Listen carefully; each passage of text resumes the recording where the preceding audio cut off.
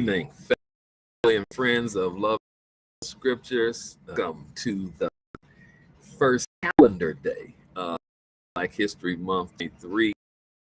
And I say calendar day because I need not remind you, History Month begins January 1st every year, and it goes December 31st of every year.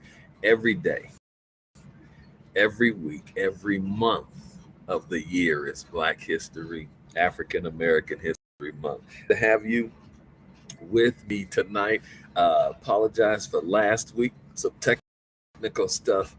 I told you I'm still working through trying to figure things out, and so we are here tonight. I am in Airport Talk, ORD, which is Chicago Airport. It's so the way I'm set up, generally everything is on just one screen, Facebook Live, Instagram Live, and we're on Restream. But today it's set on device on Instagram, device on Restream, and then one device on Live. And so I'm gonna have to work these cameras, ignoring anybody as you come in on tonight. Let me say to us that it is important, it is imperative that we understand the great value of what African American Black history is, not just to us individually, to ourselves, but is to our entire society, to the world. Because the world is conditioned, the condition that the world is in, to a very great degree, is predicated upon how the world has and is treating Africa and the people that come from that continent. This is the month again on the calendar that is Black History Month is celebrated, and so more on that, unpacking for the rest of this month. And so ideally, and maybe I should be telling you this at the end, but I'll double back around to it, that I heard Steve Harvey say it a few years back that February is Love Month. Said that live on his show. If I was ever through with him, I was certainly through with him then. However, I'm snatching that from Steve Harvey, and I'm gonna say this is Love Month, but very specifically, very particularly, it is Love Africa. It is Love African American Month. It is Love African American History Month. And so that will be the love focus for us starting on next week. Actually, we're segueing into it today, of course, but specific on the next several weeks, it will be Love African Americans and Love African History Month. Brother Michael Williams has joined us. Hey, Brother Mike, my namesake Williams, good to have you on here with us tonight. We left off on last time, 2 weeks ago, talking about the way to plan, way to make a successful year. We use principles from Kwanzaa in order to be able to set for ourselves guide for building a successful year. Not just successful year, successful life, individual life, successful. I got people on Facebook, watching. Chris Simmons is watching. Chris from Detroit, what's up, fam? And Yolanda, hey, young lady, good to see you on here. Thanks, both of you, for coming on. But to build a successful life individually, a successful family, a successful community, and a successful nation. Using principles of Kwanzaa, we came to the principle of Nia, Swahili word that translates into English purpose. And from there, I undergirded what we had from the principles of Kwanda in building a successful year, undergirded it with the principles of purpose. We explicated the 7 principles of purpose last week, coming from Dr. Miles Monroe's message way back in 1991. Those 7 principles. God is a God of purpose. Everything in life has a purpose. Not every purpose is known. Where purpose is not known, abuse is inevitable. Uh, do not ask the thing its purpose. Purpose is in the mind of the thing. Purpose is the key to fulfillment. And so we talked about Pastor Collier is on here. Good to see you, Pastor. Thank you for joining us tonight. And so we talked about those principles as ways, again, to build a successful life, successful family, successful nation, or community, successful nation as well. Using those principles, understanding myself, where my life is going, then helps in the context of my family, in my community, in my nation, in my people. I told us, however, 2 weeks ago that what I had been, at least last week, what I was working with our students on my is how Dr. King, and I thought this speech was much earlier. I thought it was initially in '64. Actually, I discovered it was 1967, eight months before he was assassinated. I was amazed to learn that that he gave a speech, though he'd been a Nobel Prize laureate, gave a speech there in Oslo, Norway, though he Washington National Cathedral, the national church of this country, though he preached in around the world, and the greatest poorest nation. 8 months before he died, and he's at Barrett Junior High School. Barrett Junior High School. And that is where he delivers the message that he called, "What is in your life's blueprint?" This message, you all know some of the greatest quotes that he makes, or at least most famous ones, comes out of that he does at Barrett Junior. About if you can't be a bush, then it can't be a tree, then be a bush. Just the one that he talks about that can't fly, then walk. It's the one where he talks about quotes the poet of fleecy locks and black complexion. It's the one where he quotes like light ain't been no crystal stair. Is this speech, "What is in your print?" delivered at Barrett in Philadelphia. Dr. King does, I think, is critical also to our ending of purpose and building a successful life for ourselves. He does, and I don't have my notes from this on my table at school, which we've been out of school long because of inclement weather. So I'm this from me. The 3 things that he says ought to be in your life blueprint to make your life successful. And remember, if I didn't know it, if you didn't know it, you would think he was addressing kind of other audience that he normally addressed, adult people with high IQs and with a lot of degrees and by and behind their name. But this message, what in your life's blueprint?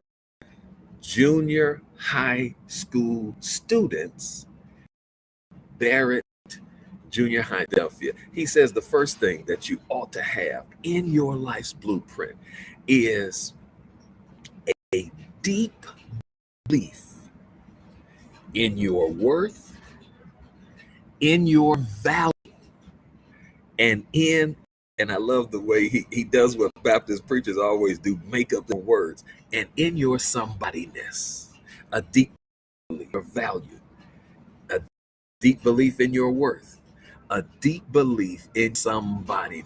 That is the first thing that Dr. King says that you should have in your life's blueprint. And so, as we are starting a new year, my brother, Pastor Jermaine Pennington, is on here. Hey, how you doing? Look, man, got some stuff coming up. I'm gonna contact you this week. We'll talk to you. And also, we have J. Michael HB from Memphis is on here. God bless you from Memphis. Good to have you on here with us. And so the first thing Dr. King says for your life's blueprint, to make your life successful, to make your life purposeful, is to have a deep belief in your worth, in your dignity, and in your what he calls somebodyness. Self-love, in other words, is what he's talking about. It's self-identity as well. It's about knowing who you are, knowing your value, knowing your worth. We throw those terminologies around so frequently now. Dr. King in 67 tells the students at Barrett Junior High School that for your life's blueprint, you have to have a sense of self-love and self-knowledge, self-identity, by having a deep belief in your worth, in dignity, and in your somebodyness. The second thing he says to them, and I recommended 2 weeks ago to us that we would actually listen to watch this speech. And it's not too late, sisters, because I'm just giving you the points that he gives from this speech. What is your life's blueprint? To construct for us an idea of making our lives, our communities, our people successful. I'm just skipping across the top, giving the points, but for you to get the impact of Dr. King's the whole speech, the whole message, I'm recommending to you and go back and watch. It's on YouTube, but I'm sure many other places. Dr. King's speech. What is your blueprint? All right, so that you can get the faith of what the message is about. But the second thing that he says that is necessary in a life print is to have. Jay Shaw is watching. What's up, homie? My homies on here tonight, and Kansas homies and people from all over. God bless you all. Thanks for joining on tonight. The second thing he says that is important for a life's blueprint is to have a drive to achieve excellence. A drive to achieve excellence is the next thing he says. Second thing to have in your life's blueprint. And he talks in wonderful ways about the importance of not just doing a job, but doing a job well. That's one of the other quotes that he's famous for. It comes out of there about being a street sweeper. Be the best street sweeper. He uses that when he describes a drive to, a desire to excellence, and he gives examples, full examples, local examples. Barrett Junior High School, Philadelphia. He gives examples, world famous people, Africans who came from Philadelphia. He contextualizes the meaning of this speech for those students using the evidence. Kirk Brown, what up, Scoop? Good to see you on here, man. Thank you for coming. My Detroit people, this is from around the way, from the hood, from the neighborhood. Kurt is. He uses examples of people that are homegrown to the people that he's speaking to, the junior high students, saying that the desire to achieve excellence is the thing to have in your life's blueprint. That he says is important to have in your life's blueprint. He said that you have to cultivate beauty, love, and justice. To cultivate and to have an appreciation for beauty, for love and for justice in your life's blueprint to be successful in life, not just a life that makes a lot of money, not just a life that achieves a career goal, but a life that is meaningful and that contributes to the betterment of everybody else around you. These three things that Dr. King says your life's blueprint should have if your life is going to be that kind of life. I'm going to segue now with that because I want to talk about, since this is History Month, first day of the calendar year of History Month, I want to segue that because I want to say that in terms of African American history, those things are necessary as well for African Americans as a people if we are going to return and rise, and I believe with my whole heart that we are. We're going to return and rise to the greatness of our ancestors, of our people in ancient times, and even not so ancient. We're going to return to that greatness. I believe those necessary for our rise and return, just like Dr. King says, they're important for a life's blueprint. Because remember what I've been saying, that the issue is to have a successful life. Yes, you contributing and making your life successful, but it's about having a successful family, you making the investment and being involved. Vanessa Arnold Austin from Houston, how you doing, young lady? Thank you for signing in. For your life to be successful, for your family, but then for your community and your people. Remember me saying that? And then your nation as well.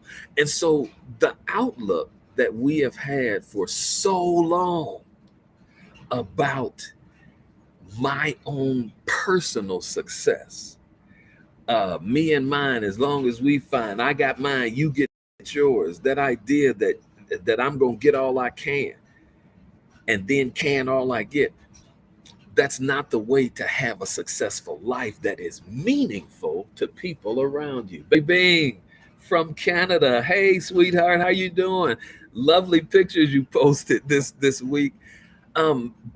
Because the goal, especially when it comes to the mindset of a people who intends to rise, you've got to have an outlook for more than just yourself. And so for us, for African American History Month, and again, for me, the year, because it's always for me, it's Black History, always African American is always for me.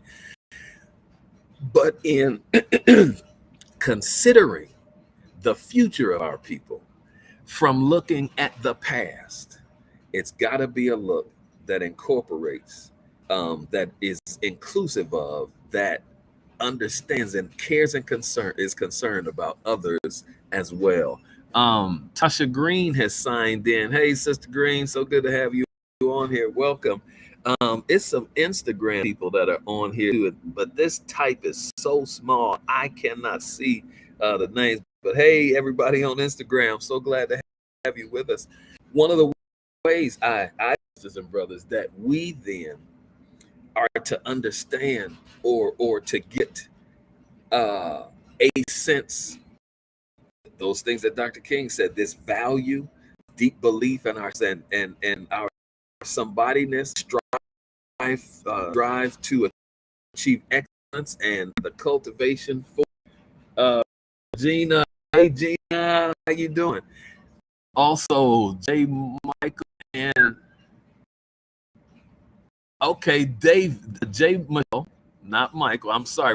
Please forgive me. Please forgive me. You on here, and Davis. E.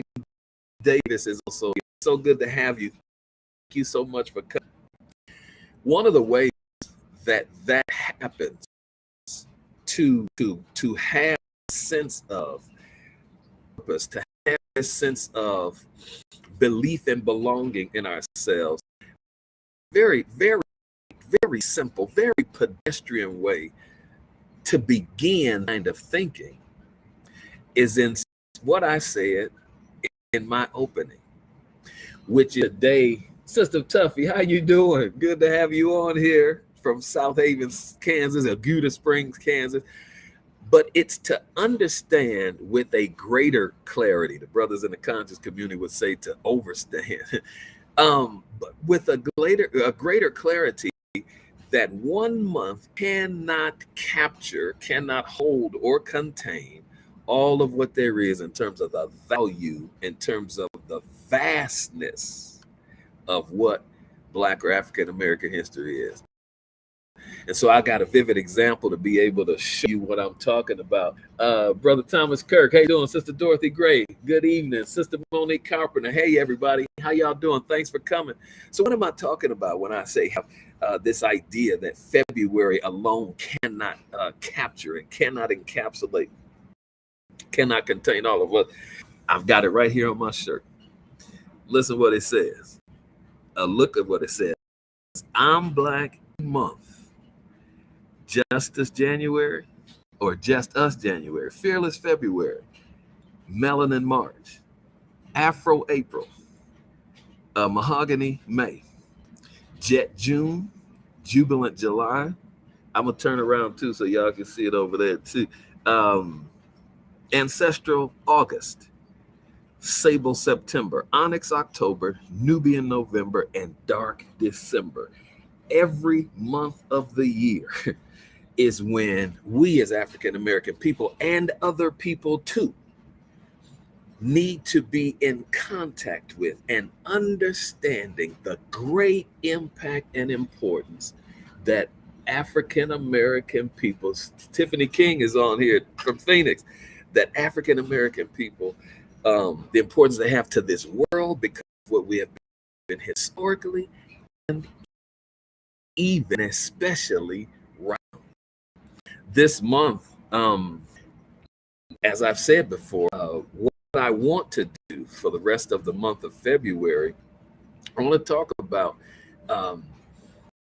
African American history, highlight and spotlight in these words: love Africa.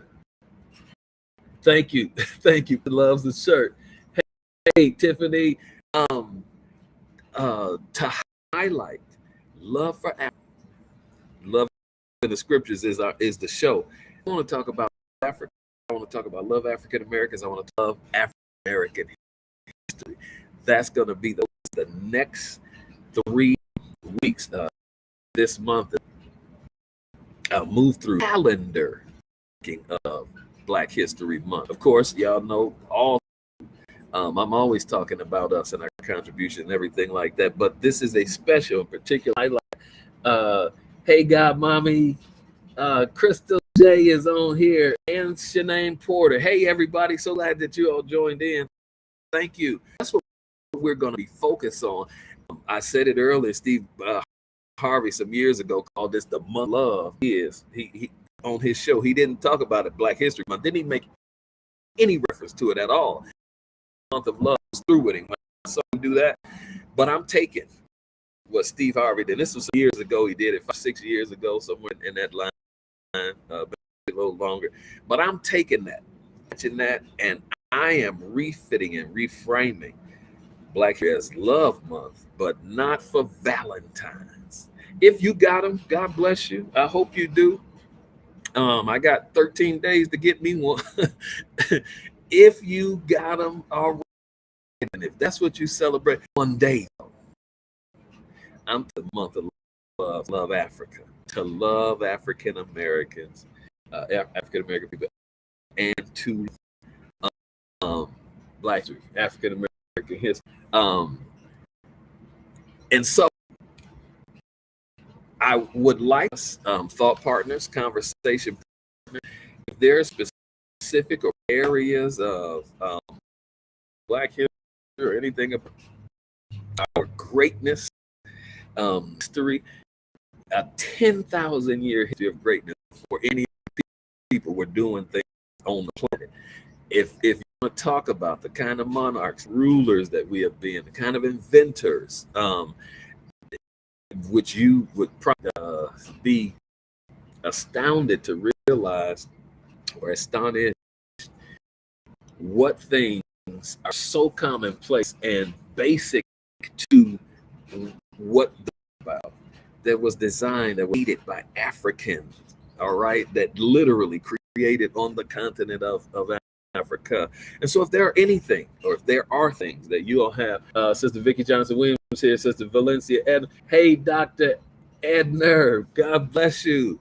Congratulations. If there are things you would like to be highlighted or identified or like me to talk about or address, then feel free. Let me know, and we'll do that. Let me say this as I'm signing off. That's what we're looking forward to next week. And I'm looking, guys, for participation from y'all. Marco Rowland. Hey, guy, I told you, man. With chance, actually call me though, because I got your message. I'm in Chicago right now. My layover, I'm on my way to DC. I told us last time on Facebook back in July that out of the 66,000 high schools in the United States of America, College Board, who monitors and supervises the teaching and other standard tests across the nation, have developed an AP, it's Advanced Placement African American Studies curriculum. Out of 66,000 high schools, they picked 60 high schools to do a teach pilot of this curriculum. McLean High School in Tulsa, the only school in Houma, was chosen. Me and Miss Michaela Hall were chosen to be those teachers, only Houma, 60 teachers out of 60 across the state, to be part of that pilot. They brought us to DC, trained us at Howard University in the curriculum. That curriculum, and it's national news because DeSantis and his administration in Florida have already rejected it, said that they wouldn't have it in Florida. It's going across state anyway. To the first Black History Month is launched nationally to high school across the country. They are bringing us there. They've invited us to come in, paying for us to celebrate this launch on tomorrow, having a big gala at the National African American History Museum in DC, the mall. Henry Louis Gates, Sister Higginbotham, the co-writer with John Henry Clark, with John Hope Franklin on the textbook that we're using. They are going to be the keynote speakers there. So that's on my way to. I'm going to be posting stuff on Instagram and on Facebook for that. But y'all applaud us, celebrate with us, and we will see you next week, 6 Eastern Standard Time, on Love and the Scriptures.